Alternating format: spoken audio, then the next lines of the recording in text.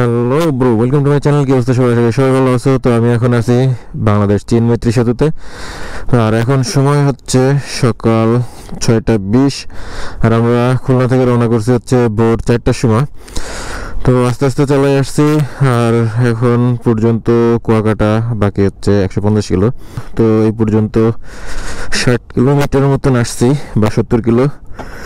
আর এখান থেকে এখনো কুয়াকাটা বাকি হচ্ছে 150 কিলোমিটার। আর টাইম দেখাচ্ছে 9:40, মানে 9:40 হচ্ছে আমরা পৌঁছাবো। এত সময় কোনো ভিডিও করি নাই, তো ফার্স্ট ভিডিওটা করছি হচ্ছে এই ব্রিজে উঠার।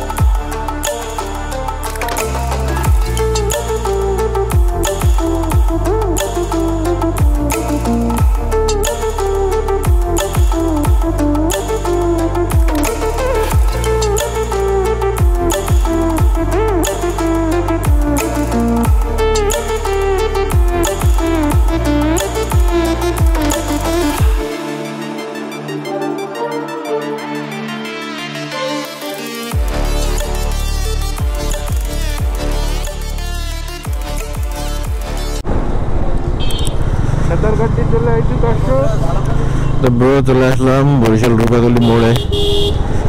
আর এই মোড় থেকে যাইতে হবে আমার ডান দিকে। হ্যাঁ, জায়গা পেয়ে গেছি।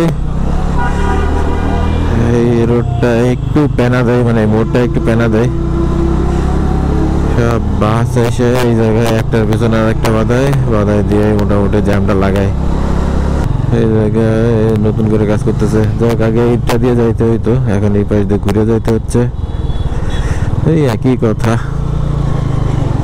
যেই লাউ সেই কদু।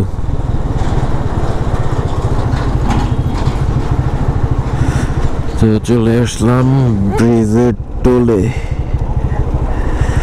যাই টাকা বের করবো। এইখানটায় আরো একটা লেন বানানো উচিত ছিল, বাট এই যে ফেস দেখেন কটুক করছে।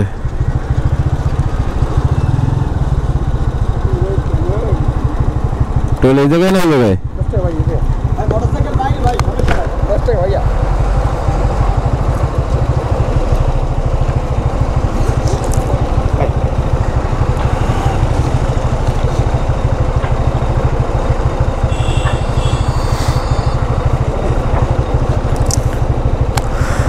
তো ভাইরা বেশ ভালোই এসে স্লিপ না চাইতেই দিয়ে দিছে।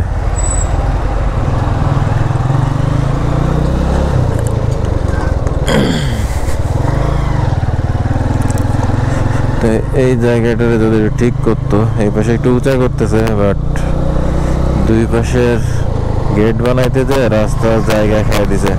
তারপর তো কিছু সময়ের জন্য ব্রতি নামলাম। হ্যাঁ দর্শক, মোরা ফেডার গাড়ি চলে আসছি।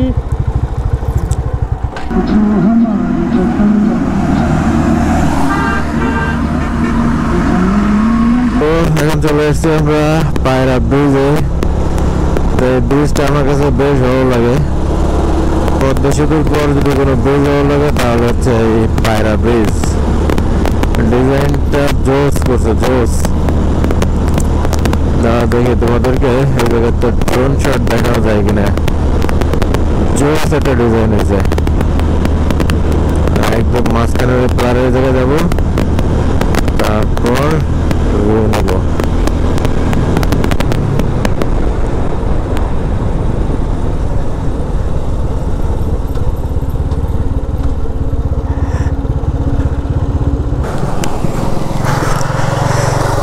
অবস্থা দেখো, সাপড়ি কারে কয়, রং সাইড দিয়ে ব্রিজের উপরে যাচ্ছে। হচ্ছে পায়রা ব্রিজের ডিজাইনটা দেখা, জোস ডিজাইন।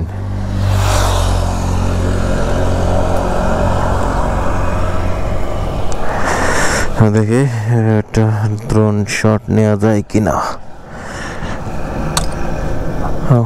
পিছনে তো লক খোলাই আছে।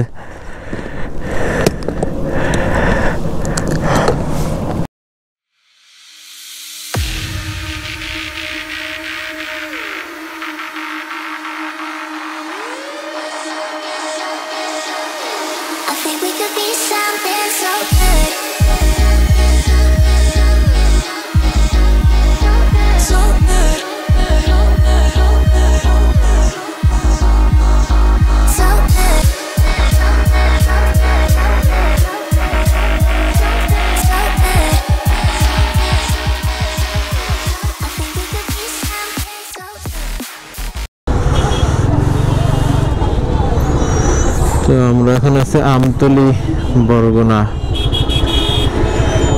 এই জায়গা থেকে হচ্ছে 42 কিলোমিটার, কিন্তু এই জায়গার বাজারের ভিতরে দিয়ে রোড, এর জন্য জ্যামটা বাঁধে। মেইন রোডগুলো যদি বাজারের ভিতরে হয় তাহলে ক্যাচাল। সম্ভবত শেষ হয়েছে নাকি, হ্যাঁ। ওরে বাপুরে,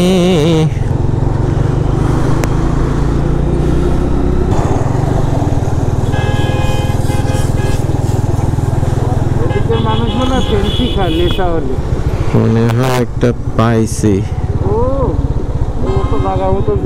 কাউন্টারে ওই সাইডে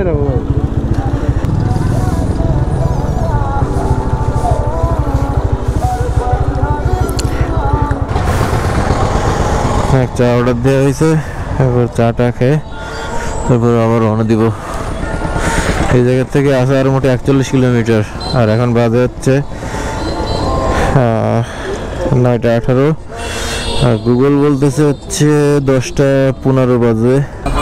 আর এই জায়গার সিস্টেম হচ্ছে পাখি নিচে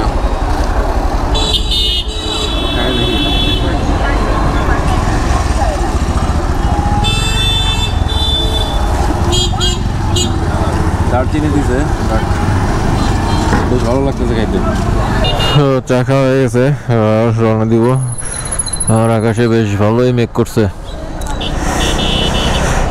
বৃষ্টির আগে কুয়াকাটা পৌঁছাইতে পারলেই বাঁচি, আর যদি বৃষ্টি শুরু হয়ে যায় তখন তো আবার সব প্যাক করা লাগবে। যদিও কভার করা আছে, এইটার কভার, ট্যাঙ্ক ব্যাগের কভারটা আমি আনি নাই, রেন কভারটা। যদিও ভিতরে কভার আরেকটা আছে এক্সট্রা, এর কভার, এরটা ওতে লাগাইতে হবে, তাছাড়া অপশন নাই। চলো আগে যাওয়া যাক। ব্রো, হ্যাঁ চলে আসছে হচ্ছে কুয়াকাটায়, আর আমরা এসে পৌঁছাইছি হচ্ছে 10টা, আর এখন বাজে হচ্ছে 5:48। তো সকালবেলা পৌঁছাইছি, ওই সময় আইসা হোটেল নিলাম, এরপরে চলে গেছিলাম একটু বিচে। ওই জায়গায় যেয়ে গোসল টোসল করি আর একটু ড্রোনটা ফ্লাই করি। তো ড্রোন ফ্লাই ফুটেজটা এখন দেখে নাও।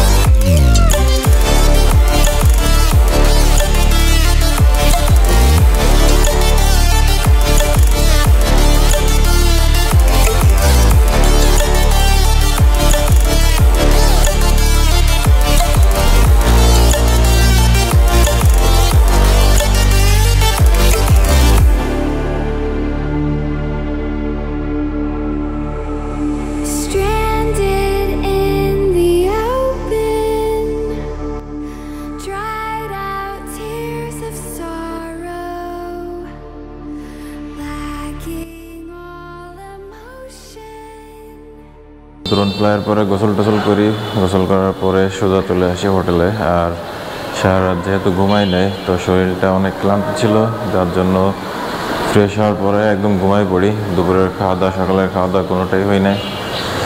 তো এখন বেরোবো হচ্ছে খাওয়া দাওয়া করার জন্য। আর চলো রুমটা একটু দেখাই, হচ্ছে আমাদের হোটেল, আর এইটা হচ্ছে আমাদের রুম। রুমের অবস্থা বেশ খারাপ। সকালে রুমে আসার পরে এই যে কফি বানাইছিলাম, এই যে চুলা, গ্যাস ক্যান, চিনি নিয়ে আসলাম বাসা থেকে, আর কফি। আর এই হচ্ছে আমার কাপ আর হচ্ছে কফি বানানোর যন্ত্র। পুরা এলোমেলো হয়ে রয়েছে ব্যাগ ট্যাগ দিয়ে এদিক ওদিক ছড়ানো। আর রুমের অবস্থা হচ্ছে এই, যেহেতু ভিডিওটা শেষ করি নাই, তো ভিডিওটা শেষ করতে হবে, যার জন্য আবার উঠলাম, ওইটাই ভিডিও করতেছি। শরীর অনেক ক্লান্ত রয়েছে, কারণ সারা রাত ঘুমাই নাই, সারা রাত ধরে জার্নি করছি। এরপরে এসে আবার সমুদ্রে দৌড়ঝাঁপ করছি, এতে শরীর আরও ছাড়ে দিছে। বিশেষ করে রুমে শোয়ার পরে আর খোঁজ নেই, পুরো ঘুমায় পড়ছিলাম। আর উঠলাম হচ্ছে এখন, তো এখন যাব বাইরে, দেখি খাওয়া দাওয়া করা যায় কিনা, তারপর যদি পারি তো বিচের দিকে একটু যাব। তো আপাতত এই পর্যন্তই,